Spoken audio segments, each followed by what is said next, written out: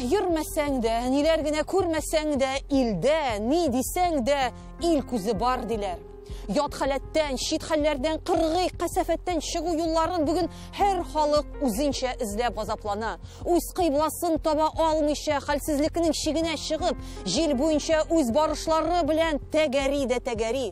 Үз тарихын, туган телен, мәдәниятын, әдәбиятын, сәнгатен үзен белмичә, вазифасыз, ихтыярсыз калганнар да, бетешеп барганнар да, кыңгырап йөрүгә калганнар да, әле ашы ак, йөзе пак булганнар да, бу әрнуле язмыш тудырган заманнарга ни сорау бирергә, ни аваз салырга, ни җавап алырга кыймыйлар. Телсез, сүзсез, үнсез инәләләр, сыкрыйлар, инриләр.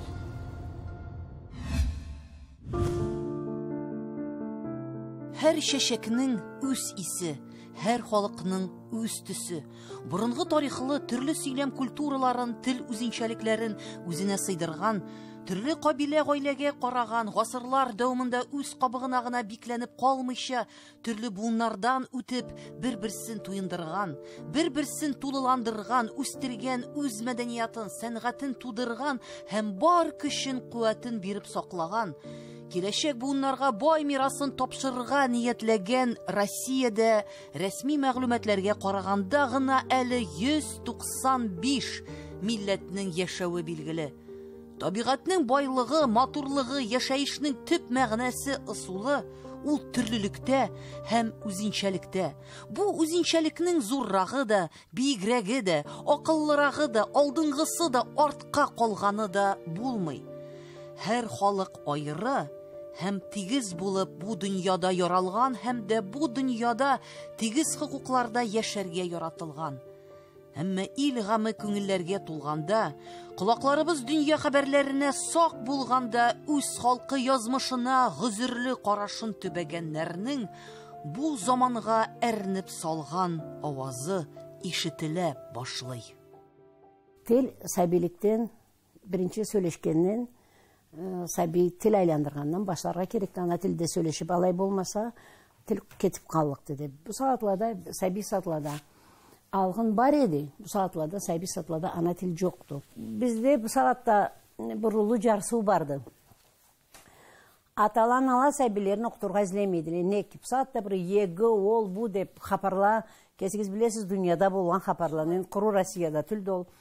Аңа көрө орыс телден, математикадан, башка дисциплиналардан берге керекті да аңа чырмау етеркілі, мешать етеркілі дейлі да. Ол заманда ана тілінің дерслерінен алалла да арыс алалла. Мен ана тілini бек сүйемін, но мақтаны жерім жоқты. Өсіміне қайсы жолы баран, қалай болын, тап деп айта алмайма. Күншіп тұрады, абына тұрады ана тіл. Бізді тілеріміз, садикке келелі, мен кесім, tutukçularımı sadik gelip durma. Orusça söyleşeli. Üyde öğretip isek sadik'e geldiler. Üye kaçsa televizyon anlamayın. Ne deydi oğlum? Это что такое deydi. Это orusça айтсақ смерти подобно. Школда аттестат береміз да. O аттестатlara salınamını знания родного жоқты. Это катастрофа. Оқырға институға барамыз mı? Анда да ана тілге ноль эмоцияды. Ни гаҗәп, кайда гына халык яшәмәсен, нинди генә сулар эчмәсен, җирләр кишмәсен, нинди генә һава суламасын, төн яктамы, көн яктамы, Себердәме, Сембердәме, төрле географик киңлектә, төрле табигать шартларында, төрле икътисади яссылыкта халыкларның зары, хафасы, җан әрнүләре ком тавы кебек дәррәү ишелә дә төшә. Хочешь ли ты учить родной язык? Что значит хочешь ли? Если ты у него будешь спрашивать родной язык у кого-то, другой не хочет математику учить, этот не хочет литературу учить. Также, если у детей спрашивать, хочешь ли ты учить, что значит хочешь? Надо и все. Короче, мы на дне. Кричим караул. Что делать? Как быть? Все гниет с головы. С головы это и учителя виноваты. С головы это, кто нас не финансирует, тоже виноваты. А родитель больше всего. Идет, вот, например, сегодня я спешу сюда.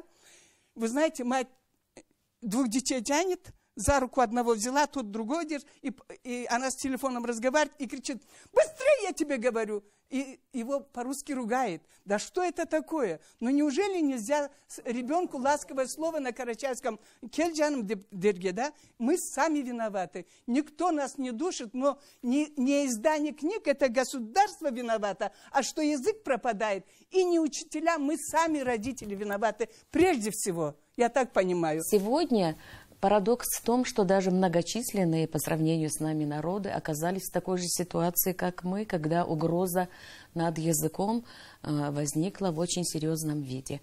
Но здесь уже говорили, немножко я понимаю, говорили о том, что виноваты родители, обвиняли государство в том, что издают учебники в недостаточном количестве. Все это так, но, знаете, есть другие проблемы, из-за которого мы все оказались в таком положении. Это, во-первых, глобализация, которая на нас, на всех наступила вот таким образом.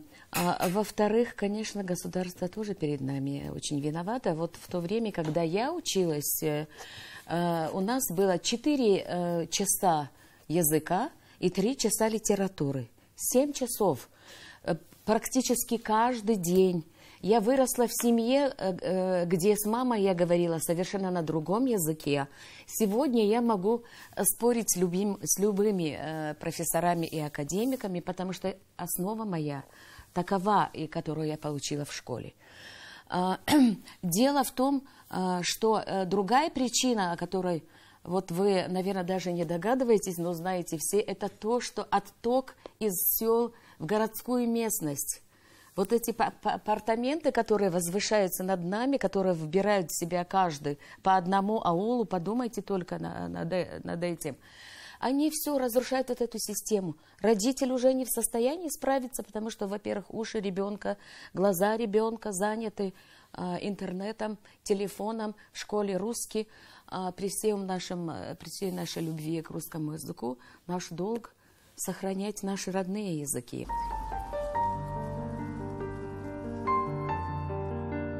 Бер кире китсә, гел кире китә бит ул. Уңдырышлы җирләргә кемнәр төшергән күләгәне? Кемнән күрергә? Балтаданмы, балташыданмы, әллә инде юнып алынган йомышкаданмы? Кем какшатты түбә токтасын? Бер сафка төзелгән бу елларда, üzülгән араларда гаиплене эзләүдән ни файда? Янгыннан соң кычкырмыйлар диләр. Халыкларның бер җайга салынган тормышын йөз түбән чалкан әйләндергән кануннар, 1-2 сәгатькә калган туган телләр, бер телгә калган имтиханнар, бер телгә калган мәктәпләр, милли мәгариф игеннәрен саргайтуын. Әмма туган телләрне сайлаганда үз ана теленнән ваз кишкән ата-аналарны бу адымга әллә инде артларында күсәк тутып торганнар этәрәләрме? Үз өйләребездә, үз көйебездә туган булмаган телдә сөйләшергә дә беркем дә мәҗбүр итми бит. Бәс, бу имтиханга без әзер булмадык. Бирә алмадык, сынаттык, үз йөзебезне югалта бардык һәм дә үзгәрдек. Хәзер инде диңгезләр тубыктан бер халык дип тапсалар да, бер калыпка салсалар да, бер арбага төясәләр дә, бер куәскә агыссалар да, бер башка сыйдырсалар да, тарайган бикле чатырга кертергә теләгәннәрнең бу такмакларына җавап бирергә бу күп милләтле коралда, ягъни дәүләттә хәл калды микән? Barında bir dönüşüm gerek. Terekte tur için, sıyıp olur için terekli, kögetip olur için o terekli var bir dönüşüm gerekli. Men alayanglayma. O sebepten tile getirmeni prosta. Kralını programasında tilini tunçukturup bargana hayır yoktu. Nifkoy birazı. Потому что barımızda da o milletke gerekti. Közge köküz har milleti yok bolup, kuru millet kalıp gitti. Kralın içinde ol kalına kral oluktu. Ol bolluk türlü. Her milletli kesini madarı var, kulturası var, uğraşıcı var, развитиясы var. Ol orun alıp bana kralından oldu. Abi günlükte bizde kralda ben kralımı süymeyip aytmayım. Ben bek süyme kralımı. Allah huzur vermesin kralıma.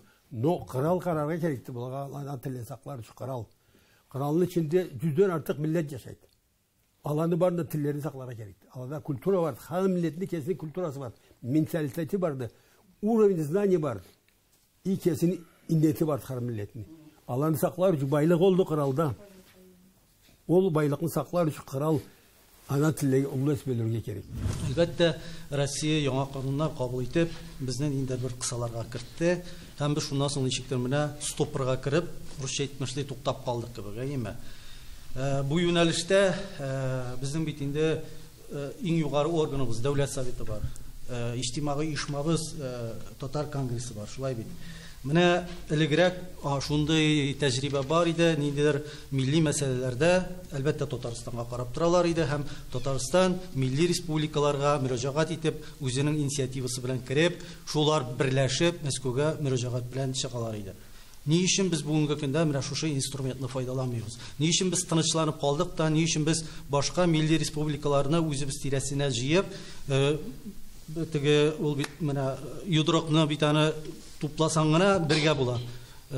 Шуның кебек мөрәҗәгатьләр белән чыкмыйбыз. Менә шушы мәсьәләләрдә, мәгариф мәсьәләләрендә. Язучылар, шагыйрьләр, галимнәр бу гарасаттан чыгу юлларын эзли, ут юта, йөрәкләре кайный, кайнаша, ташып чыга да, суынып арып тала. Илебез байлыгы милләтләр, карачайлар, абазалар, адыклар, ширкәсләр, татарлар, башкортлар бу юлны ничек үтә микән? Бәлким җыелып бер киңәшләшергәдер. Халыкның һәр төгендә, һәр күзәнәгендә, һәр кан тамырында барган бу киренке фикер ташкынын кубарыргадыр. Бу иҗтимагый ширгә дару табыргадыр. Купкан, чатнаган, кипкән, кубарылган, кителгән халыкның күзен ачтырыргадыр. Кысыр күңелләргә язгы гөрелтү кебек бер өмет чаткысын, бер янар чырак өстәргә вакыттыр. Башкортстан дәүләт җыены депутатлары чыгып карадылар бердәм дәүләт имтиханын ана телендә тапшыру мәсьәләсе буенча. Әмма аларны яклаучы булмады, ул шуның белән сүнде. Ягъни ниндидер талпынышлар бар, бердәм көч булып тупланып менә шунда шушы мәсьәләләрне хәл итү юнәлешендә алга китеш сизелми. Әлбәттә, без бүгенге көндә ниндидер локаль проблемаларны хәл итәбез. Әмма ләкин локаль проблемалар алар безнең гомергә барачак, әгәр дә без глобаль проблеманы хәл итмәсәк. Biz күбрәк әйтәбез, элита бездә интеллигенция күп дибез. То есть белгечләр саны күп. Саны да күп, эше дә күп кебек, аны оештыручы, җыючы һәм алып баручы аның элита булырга тиеш. Менә татарның элитасын үстергәч, алар менә шуны җиткерүчеләр була инде. Интеллигенция ул һәрберсе үз өлешендә генә кертә һәм үз эшендә генә алып бара, таратучы аның идеяны алып баручы бар элита. Менә шул элитаны без ничек үстерәбез? Татарның күтәрү өчен үзен күтәрелер мәсәң, нигездән астан бит үлән бит ул менә җирдән калкый. Без менә шушы үлән үзебез үлән. Шул калкса, без калксак. Ул анда инде дәүләт механизмнарда, институтларда, анда ул конгресста нигерәк ничектер икенчерәк активрәк булырга мөмкин. Үзебезне тану гына түгел, ничектер әле без һаман кем икәнне безне аңламыйча яшибез.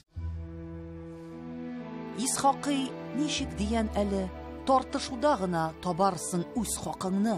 Кайда гына Исхакыйларыбыз, Тукайларыбыз, Җәлилләребез кансырап торган яраларны кем бәйләр? Әмма тыелган шикләрне кишүчеләр, бикле ишекләргә ачкыч табучылар, әдәм кулы аңы җитмәс үрләргә үрелүчеләр, Идел Уралдан алтын ай Алтайларга, Кытайдан Европага, Тын океаннан алып Атлантик океанга кадәр җәелгән 3000 еллык тарихыбыз. Никадәр тырышлы, күпме көч, гыйлемлек җигеп яулап алынган уңдырышлы рәхмәт яңгырлары астында сабый баладай иркәләп, кадерләп үстерелгән казанышларыбыз. Ата-бабаларыбыз геннарында уйнаган сәләтебез, үҗәтлегебез, әрсезлегебез, үкенешкә калып барган бу язмышыбызны әле без дигәнче тәкъдирләр дип татарның өметен өзми тора.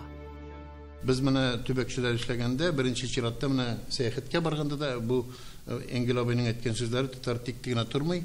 Без беренче чиратта шәхесләрнең табырга тырышабыз, яңа шәхесләрне булганын яңадан күтәрергә, икенчедән аларның гомерен өйрәнергә, иҗатын, батыр булса батырлыгын һәм безнең милләтнең рухи байлыгына һәм безнең тарихка нинди өлеш керткәннәр һәм аларны мәңгеләштерү эшләрен үзләренең исемнәре. Шуннан соңгы елда әйтергә кирәк бер момент, без бераз динне дә күтәрергә кирәк, динсез яшәп булмый милләтне. Ләкин без дин белән алга китә башладык, ләкин милләтне оныта башладык. Кытайда Урта Азия халыклар безнең якын халыклар, ләкин татарның позициясе югалып бара, без телне дә югалтабыз. Татарның милли аңын уяту өчен, аның хәтерен уяту өчен нәкъ менә шушы борынгы һөнәрләр һәм халык һөнәрләренә бәйле лексиканы өйрәнергә кирәк.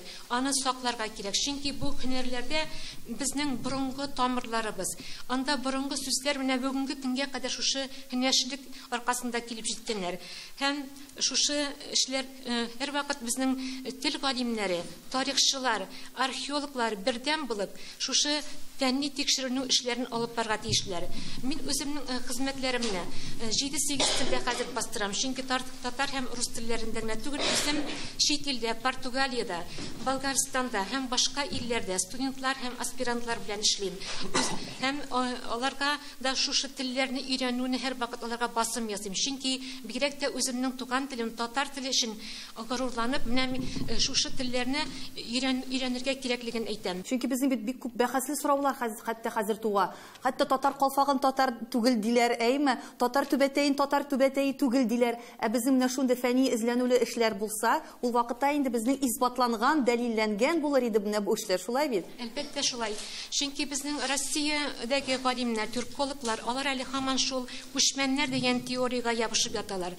Күчмән сүзенең әлбәттә кочевник дигән, аның бик уңай мәгънәсе бар. Чөнки беренчедән күчеп йөргән кеше ул һәрвакыт билимгә омтыла, мөстәкыйльккә омтыла, һөнәргә омтыла. Нәкъ менә безнең татар халкының милли сыйфатлары шушыннан килеп чыккан бит инде. Үзебезнең атны кайтару бу тагында нәрсә нинди плюсларын күрәм бүгенге көнгә. Без үзебезнең уеннарны, аттагы уеннарны кайтара башладык. Горф-гадәтләр инде бу. Горф-гадәтләр менә быел бит инде горф-гадәтләр елы. Аударышларда, улак уеннарында һәр уйный башладылар. Бездә 2 команда менә бүгенге көнгә. Аударышка кайтсак, без үзебезнең республикада ясадык бит инде чемпионатлар үткәрдек. Һәм чит илләргә дә йөреп кайттык, Казакъстанга да, Үзбәкстанга да. Менә күптән түгел быел Россия өчен 3нче урын бронза алып кайттык. Бөтен дөнья уеннарында. Ансы үтте Кыргызстанда. Шул атлар белән бергә йөргәндә анда төрле уйлар керә. Кайда татарлар яшиләр? Аларның битен борынгыдан яшәү җирләре. Пенза дисезме, шул ук Магнитогор, Чиләбе якларымы, Курган монда, үз авылларында, үз җирендә яши халык. Тормыш алып китә, шулай онытабыз үзебезнең горф-гадәтләрне. Без татарларга кыюрак булырга кирәк дип. Күп нәрсә әлбәттә үзебездән тора. Менә бу елның бөтен тишәрендә ясыйбыз да ебет. Бу ел безнең өчен дә, әйтик, гомумән татар дөньясында да бик зур вакыйга булды дип әйтә алам. Без Түбән Новгородта Рәшит Вахаповка истәлек тактасы куйдык. Моның әһәмияте без бөек җырчыбызның исемен мәңгеләштерү. Бу бер зур әйбер. Икенчесе, бу Түбән Новгород шәһәрендә узган елның 850 еллыгын билгеләп үттеләр. Заманында хәтта ки бу Ибраһим шәһәре дип аталган. Моңарчы татар шәхесе белән бәйле бер генә мемориаль әйбер дә булмаган. Бер генә татар урамы да булмаган. Бер генә татар хәкәят турында әйткән дә юк инде, хәтта татар шәхесе белән бәйле бер генә мемориаль тактада булмаган. Менә без быел шундый тәкъдим белән чыктык. Рәшит Вахаповка мемориаль такта куйдык дип. Бездә Татарстан яклады, рәисебез куплады. Конгресс бик зур ярдәм итте. Бу хакта сүз дә юк. Һәм иң күңеллесе шунда, Түбән Новгород хакимиятен тарафыннан бер нинди каршылык булмады. Бары тик хуплау, бары тик яклау гына булды. Әлегрәк без әйтәйдек, нишләп бер тактада юк, нишләп юк? Менә бит безне теге ярдәм итмиләр, безгә бит хөкүмәт ярдәм итми, безне бит кысалар. Һәм мин шунда сорау бирдем безнең җирле милли мәдәни җитәкчеләргә. Шул ук автономия җитәкчеләренә, шул ук дини оешмага, алар бит 25-30 ел эшлиләр. Мәйтәм ярар, сездә рәнҗетәләр кимселәр икән. Менә Рәшит Вахаповка мемориаль такта кую мәсьәләсен сез 30 ел дәвамында ничә тапкыр күтәрдегез? Бер тапкыр күтәрмәдегез. Ягъни күп нәрсә үзебездән дә тора. Татар халкын һичшиксез башка даирәләргә дә киңрәк офыкка чыгарырга кирәк диде. Чөнки халык үзенең зурлыгын үзе генә күреп таный алмый. Аларга әйтергә тиешләр ул халыкка: син алгарыштагы халык, син зур халык, син тарихлы халык дигәндә генә татар халкының горурлыгы тагы да ныграк үсеп китә. Менә шушы мәсьәләне безгә кузгатырга кирәк. Татарга бүген татарның кем икәнен аңлату безнең проблемаларыбызның иң зурысы. Хәзер менә мин яздым. Моны эшләргә тиеш галимнәр, язучылар. Резида Ахярова белән Алтын Урда яздым. Балет. Сөембикә операсы яздык. Аның премьералары 52 илдә тапшырылды. 52 илдә. Россиядә гына түгел, дөньяның 52 илендә. Бу менә татар сәнгатенең, татар теленең, татар рухының, татар шикләреннән чыгып, татарның кем икән күрсәтә торган бер нәрсә дип әйтегендә. Казанышы дип әйтсәк тә ярый. Менә шушындый әйберләрне пропагандалый белүче кадрларыбыз безнең нуль, юк. Әмма бу сынау чоры ничә елга сузылыр? Кем сукыр кодрәткә ышаныр? Кем буйсынып калыр, тотынып калыр, кем үз йөзен саклап калыр? Бу биремне хәзер инде безгә шишәсе. Ни дисәң дә, чаралар төрле булса да, максатыбыз бер. Ата-бабаларыбыз безгә мирас итеп калдырган, олылаган, кадерләп үстергән, иркәләгән, юаткан һәм дә булмышына юанган, бәя биргән, аның хакына бәхәскә кергән, аны саклап калыр өчен канын, яшен түккән ана телебез исәнлегендә милләт язмышы, халык кагъбәсе. Халык ул тел.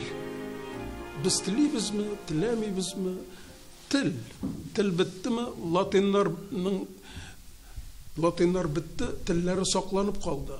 Ягъни нәк теге Дәрдемәнд әйтмешли,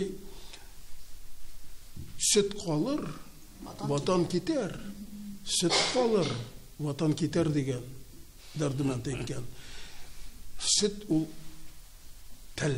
Сөт ул безнең җаныбыз, телебез барысы да.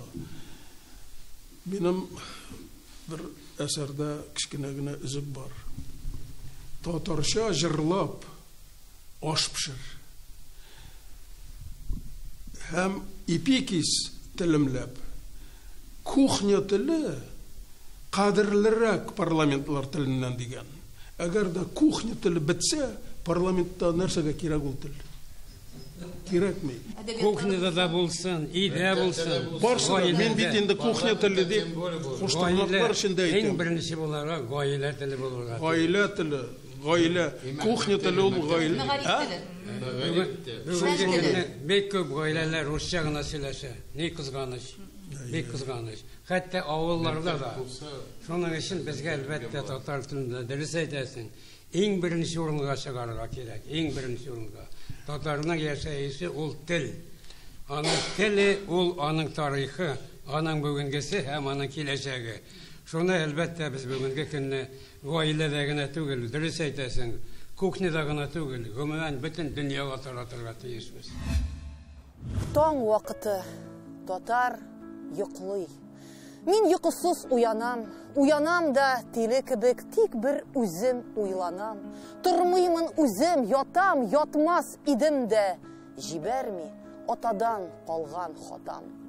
Янган, сүнеп барган һәм дә исән калган һәр йолдызны бу күктә Сәгыйть Рәмиев әйткәнчә, аталарның казанышлары да, хаталары да, гыйбрәте дә, нәсихәте дә әле яшәтә кебек. Максатлар чараларны аклый диләр. Уйланучы, уйландыручы, милләт киләчәге турында кайгыртучы, дөньяны агартучы, аны төрле төсләргә кертүче, моң аһәң салучы, бизәкләргә байытучы кешеләр бу дөньяга максатчан килгән икән. юкка түгелдер. Юкка түгелдер.